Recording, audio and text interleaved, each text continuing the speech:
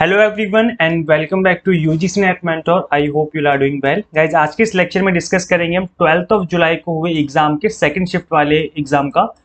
तो चलिए स्टार्ट करते हैं guys. And one more thing मैं आपको बता दूं कि जितने क्वेश्चंस स्टूडेंट्स को याद रहे हैं उन्होंने यहाँ पे बता दिया है। हम इन टॉपिक्स को कवर करने वाले हैं, उन क्वेश्चंस को। अगर आपने इस एग्जाम में अपीयर किया था इस सेकेंड शिफ्ट में तो आप इस वीडियो में कॉमेंट कर सकते हैं ताकि पता चले कि और किस तरह के क्वेश्चन एग्जाम में पूछे गए थे। चलिए स्टार्ट करते हैं और समझते हैं कि किस तरह के क्वेश्चन एग्जाम में पूछे गए।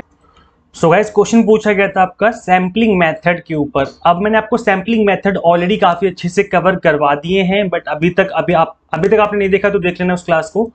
सैम्पलिंग मेथड गाइस दो तरह के होते हैं आपके। एक होता है प्रोबेबिलिटी सैम्पलिंग, होती है नॉन प्रोबेबिलिटी सैम्पलिंग। सैम्पलिंग अगर हम बात करें तो सैंपल होते क्या है, अच्छा आपने एक बार क्लास को देख ही लेना, तब आपको ज्यादा अच्छे से समझ में आ जाएगा।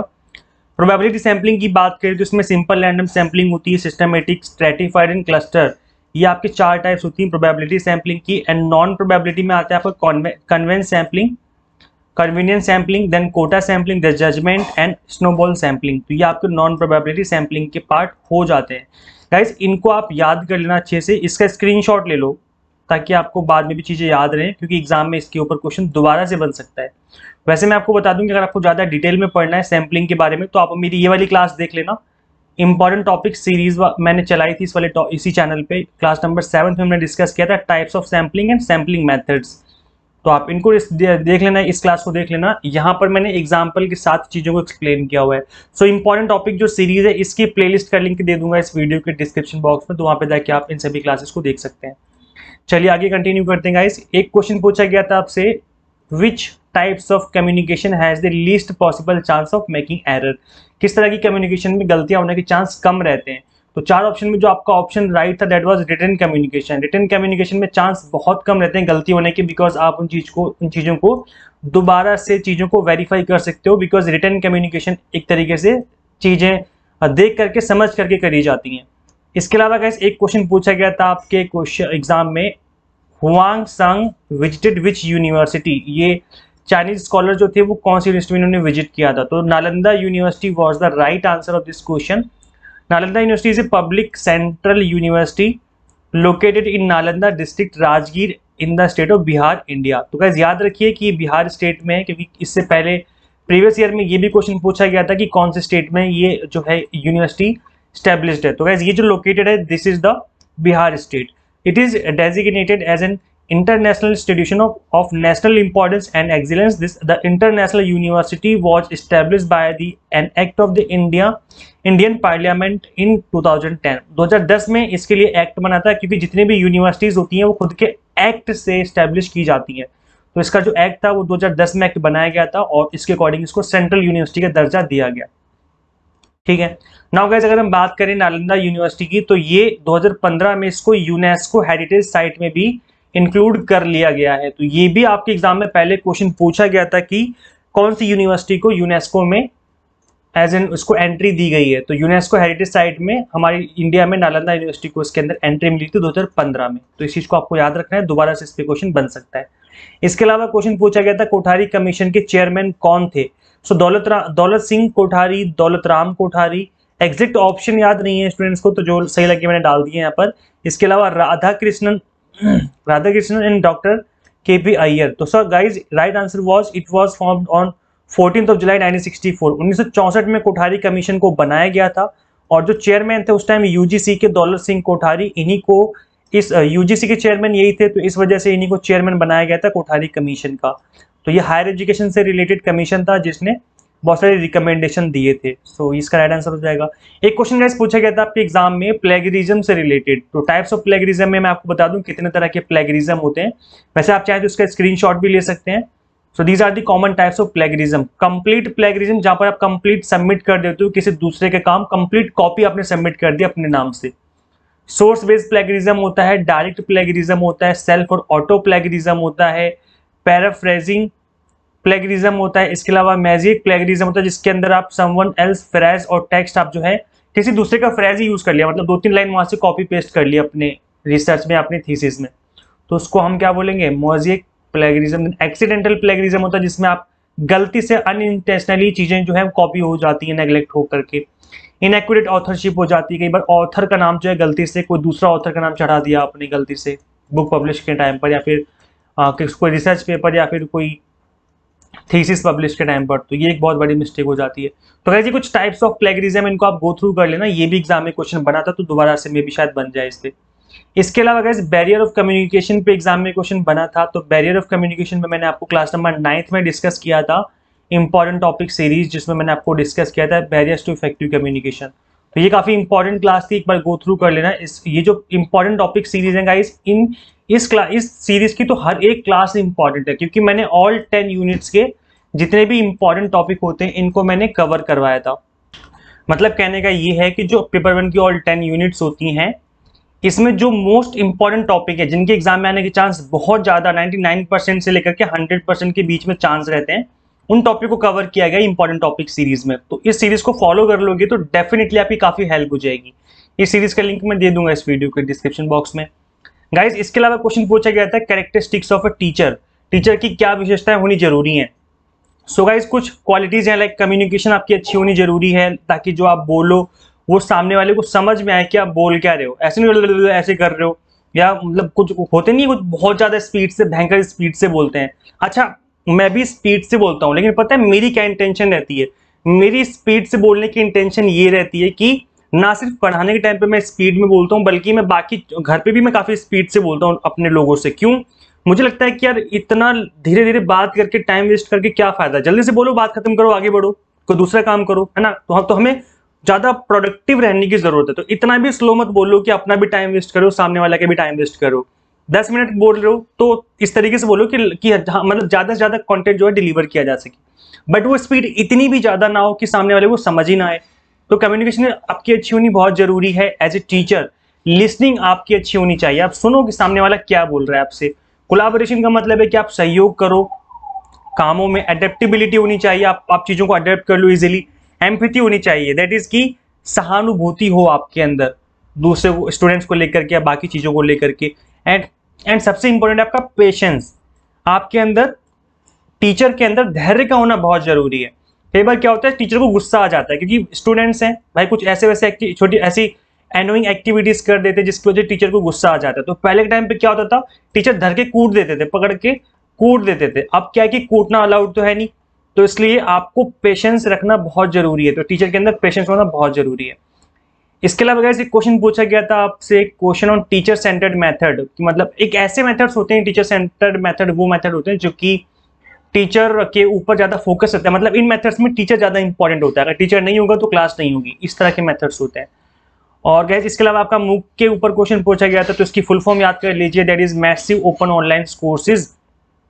और an open online course is an online course aimed at unlimited participation open access by the web। तो मतलब ऑनलाइन इन कोर्सेज की प्रेजेंस होती है और इनका मेन मोटिव रहता है कि ज्यादा से ज्यादा लोग पार्टिसिपेट करें इन कोर्सेज में। तो इंडिया में बहुत सारे मूक कोर्सेज चल रहे हैं स्वयं पोर्टल पे। इसके अलावा गाइस आप देखेंगे कि इसकी यहाँ पर एक क्वेश्चन पूछा गया था स्टेप्स ऑफ रिसर्च पे, तो मैंने स्टेप्स ऑफ रिसर्च काफी अच्छे से एक्सप्लेन किया था। छोटी सी वीडियो है, आई थिंक 8 से 10 मिनट की वीडियो है, जिसमें आपको वो स्टेप्स ऑफ रिसर्च अच्छे से रट जाएंगे, इतने अच्छे से मैंने एक्सप्लेन किया था।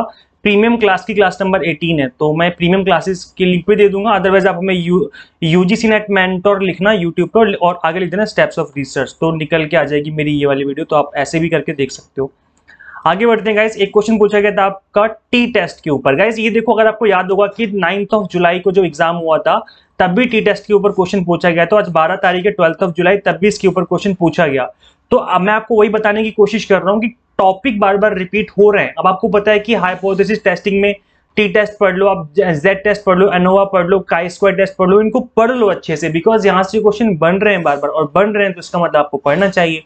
इसलिए जो एनालिसिस की वीडियोस हैं आप लोगों के लिए इसलिए और जरूरी हो जाती हैं, बिकॉज टॉपिक पता चल जाता है कि कौन सा टॉपिक बार बार रिपीट हो रहे हैं। इसके अलावा गाइस डीआई का क्वेश्चन था जो कि मॉडरेट लेवल का था, परसेंटेज बेस्ड क्वेश्चन पूछा गया था। यहाँ से क्वेश्चन था स्वयं के ऊपर, इन्फ्लिबनेट एंड ई गवर्नेंस के ऊपर। तो तीनों को समझ लेते हैं कि क्या है ये।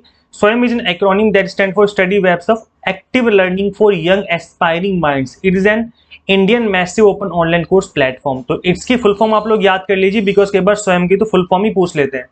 तो एक ये चीज है। इसके अलावा गाइज आपके एग्जाम में इनफ्लिबनेट पे क्वेश्चन था, तो इनफ्लिबनेट जो है, इनफ्लिबनेट है इंफॉर्मेशन एंड लाइब्रेरी नेटवर्क, ये इसकी फुल फॉर्म है, इनफ्लिबनेट। तो गाइज जो आपका इन है ना, दैट इज इंफॉर्मेशन, और जो लाइब्रेरी का LIB है उसको यहां से ले लिया LIB लाइब्रेरी। इन्फो का हो गया इंफॉर्मेशन, लाइब्रेरी का LIB हो गया, और नेटवर्क का मतलब नेट यहां से ले लिया नेटवर्क। तो इस तरीके से इसकी फुल फॉर्म हो जाएगी, आप लोग इनफ्लिपनेट की फुल फॉर्म याद कर लीजिए। It is a centre organization that promotes and facilitates libraries and information sources for Indian further education. Its premises are Gandhinagar Gujarat. ये गांधीनगर गुजरात में लोकेटेड है, और ये हायर एजुकेशन को लेकर के और जो लाइब्रेरी नेटवर्क है उनका एक नेटवर्क है। इसको 1991 में स्टार्ट किया गया था under the inter university centre for astronomy and astrophysics. तो अब तो खैर इसका बहुत बड़ा नेटवर्क बन गया है, पहले कुछ लिमिटेड चीजों के लिए स्टार्ट किया गया था। इसके अलावा ई गवर्नेंस क्या होती है गाइस? इलेक्ट्रॉनिक गवर्नेंस, और e governance is the application of information technology for delivering government services. Government आपको जो भी सर्विसेज प्रोवाइड करती है, अगर आप वो ICT का यूज करते हुए करेगी तो इसका मतलब क्या है कि वो ई गवर्नेंस का पार्ट बन जाती है। तो अगर इससे रिलेटेड एक क्वेश्चन एग्जाम में पूछा गया था ई गवर्नेंस से रिलेटेड। इसके अलावा आपको पता है कि भाई NEP के क्वेश्चन बार बार बन रहे हैं नेशनल एजुकेशन पॉलिसी से, तो इसके ऊपर मैंने ऑलरेडी वीडियो बना दी, आप देख लेना। वैसे सर्च कर लेना UGC नेट मेंटोर लिखना, UGC नेट मेंटोर, और सर्च करने के इसके आगे लिख देना नेशनल एजुकेशन या NEP लिख देना तो आ जाएगा, मेरी वीडियो आ जाएगी, आप देख लेना इसको, ठीक है। चलिए गाइस आगे कंटिन्यू करते हैं। इसके अलावा गाइस हाँ, एक क्वेश्चन, एक टॉपिक जो कि बार बार हर शिफ्ट में बन रहा है, that is classical square proposition, class number 16 important topic series. इस टॉपिक को मैंने बहुत ही अच्छे से कवर किया, नहीं देखा तो जाओ फटाफट से देखो, ये टॉपिक आपका अच्छे से यहाँ से कवर हो जाएगा। और यार आप लोग ना चैनल को सब्सक्राइब नहीं करते यार, चैनल को सब्सक्राइब कर लो भाई। इस चैनल को सब्सक्राइब क्यों नहीं करते मुझे समझ नहीं आता। यहाँ पर एक तो आपको नेट की प्रिपरेशन करवाई जा रही है, इतनी इंपॉर्टेंट वीडियोस आपको मिलती रहती हैं, प्लस जब आप नेट क्वालिफाई कर लेंगे, जब आप PhD करने जाएंगे, तब भी आपके लिए जो चैनल है आपके लिए काफी एडवांटेज रहेगा, काफी हेल्प होती रहेगी। और जब आप जॉब के लिए सर्च कर रहे होंगे तब भी इस चैनल से आपकी काफी हेल्प होगी। तो इसलिए चैनल को सब्सक्राइब कर लो यार, आप लोग चैनल को सब्सक्राइब नहीं करते। चलो फटाफट से बेल आइकन प्रेस करो और चैनल को सब्सक्राइब करके जल्दी से। पेरिस एग्रीमेंट पे क्वेश्चन पूछा गया था गाइस, ये क्या है? Paris climate accord is an international treaty on climate change. 2015 में इसको बनाया गया था, अडॉप्ट किया गया था। It covers climate change mitigation, adaptation and finance. तो गाइस यहाँ पर इसके अंदर बात की जा रही है ग्लोबल वार्मिंग को लेकर के, उसको कम करने की बात की जा रही है, ग्रीन हाउस गैसेस को कम करने की बात की जा रही है। ग्लोबल वार्मिंग जो है 2 डिग्री सेल्सियस से कम ही रखने की बात की जा रही है, और एफर्ट इस लिए लगाए जा रहे हैं कि जो लिमिट है इसकी 1.5 डिग्री सेल्सियस तक कर दी जाए। तो ये कुल मिलाकर के ग्रीन हाउस गैसेस और जो आपके ग्लोबल वार्मिंग है उससे रिलेटेड जो है पेरिस एग्रीमेंट बनाया गया था 2015 में। गाइस रीडिंग कॉम्प्रिहेंशन जो था आपका, एक स्टेरियोटाइप क्वेश्चन पूछा गया था। नहीं आता आपको रीडिंग कॉम्प्रिहेंशन तो ये वाली वीडियो देख लो, मैं आपको गारंटी देता हूँ, ओपन चैलेंज है आप लोगों के लिए कि भाई इस वीडियो को देखने के बाद आपको रीडिंग कॉम्प्रिहेंशन से डर लगना बंद हो जाएगा। विद इन 5 मिनट्स आप 5 के 5 क्वेश्चन कर लोगे, क्योंकि फुल एक्यूरेसी के साथ। तो इस वीडियो को देख लो फटाफट से, इसका लिंक वैसे मैं दे दूंगा इस वीडियो के डिस्क्रिप्शन बॉक्स में, तो आप वहां पे जाके इस वीडियो को देख सकते हो। ओवरऑल अगर हम बात करें पेपर की, तो मॉडरेट टू इजी लेवल का था। कुछ क्वेश्चन मॉडरेट लेवल के थे, कुछ क्वेश्चन टफ भी थे, 2-4 क्वेश्चन काफी टफ थे, ऐसा नहीं कि टफ क्वेश्चन नहीं थे, और काफी क्वेश्चन इजी लेवल के भी थे। तो कुल मिलाकर के मिला जुला पेपर आया था, ऐसा नहीं कि सारा पेपर ही टफ था या फिर पूरा का पूरा पेपर ईजी था, ठीक है। इसके अलावा अगर जो स्टूडेंट्स अभी अगस्त में जिनके एग्जाम है, वो स्पेशल 30 डेज का क्रैश कोर्स ज्वाइन कर सकते हैं। इस ऐप के अंदर आपको कंप्लीटली एग्जाम टारगेटेड बेस्ड, जिस तरीके से एंटी क्वेश्चन पूछ रहा है उस तरीके से चीजों को कवर किया गया है।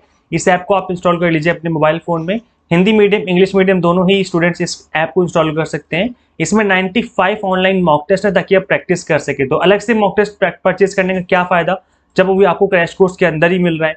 तो फीस भी काफी डिस्काउंट, 1000 का डिस्काउंट फर्दर डिस्काउंट किया गया है। तो फटाफट से इस ऐप को इंस्टॉल कर लीजिए अपने मोबाइल फोन में, और जल्दी से अपनी प्रिपरेशन जो है एग्जाम टारगेटेड बेस्ड स्टार्ट कर लीजिए, ठीक है। और चैनल को सब्सक्राइब नहीं किया तो जल्दी से चैनल को सब्सक्राइब कर लो। प्लेलिस्ट सेक्शन में आओगे तो यहाँ पे आपको आपके यूजफुल वीडियोस मिल जाएंगे, लाइक करंट अफेयर से रिलेटेड कंप्लीट प्लेलिस्ट मिल जाएगी। तो करंट अफेयर्स की वीडियोस भी आप यहाँ पर आके गो थ्रू कर सकते हो। प्लेलिस्ट में एक बार जरूर विजिट करें, इस चैनल पे आके प्लेलिस्ट वाले सेक्शन में विजिट करोगे तो आपके लिए काफी यूजफुल वीडियोस जो है यहाँ पे आपको देखने को मिल जाएंगी। सो गाइस इस वीडियो में इतना ही, मिलते हैं नेक्स्ट वीडियो में। Till then keep watching UGC NET mentor. Thank you so much.